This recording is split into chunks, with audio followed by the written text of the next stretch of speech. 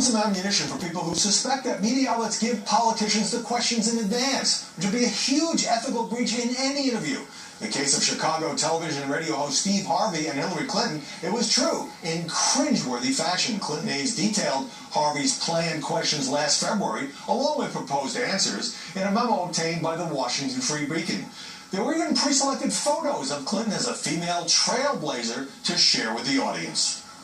Let's go to the Yale Law School. Billy Boy. So, I met my husband in law school. According to the memo, a grandmother in the audience would see suggestions on what to do with her grandkids, and Hillary would talk about singing Wheels on the Bus to her granddaughter Charlotte. And then this penetrating query: deep dish or thin crust pizza? Another tough one. What did Clinton learn from her last campaign? Question: how would she bridge the racial divide? Answer: Hillary has been fighting these battles for decades. Race is such a hot-button issue in America these days. How would you better bridge the racial divides as you see it? Well, I want to thank you for raising it, kind of helping people to think about it. Because, look, there can be no doubt that we still face systemic racism. It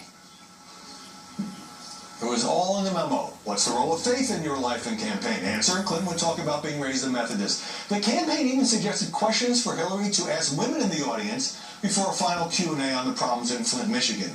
There were TV sitcoms less scripted than this. Spokesman for Steve Harvey tried to portray this as a routine pre-interview to help the guests feel prepared, I'll say.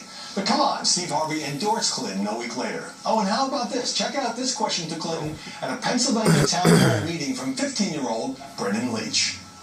At my school, body image is a really big issue for girls my age. I see with my own eyes the damage Donald Trump does when he talks about women and how they look.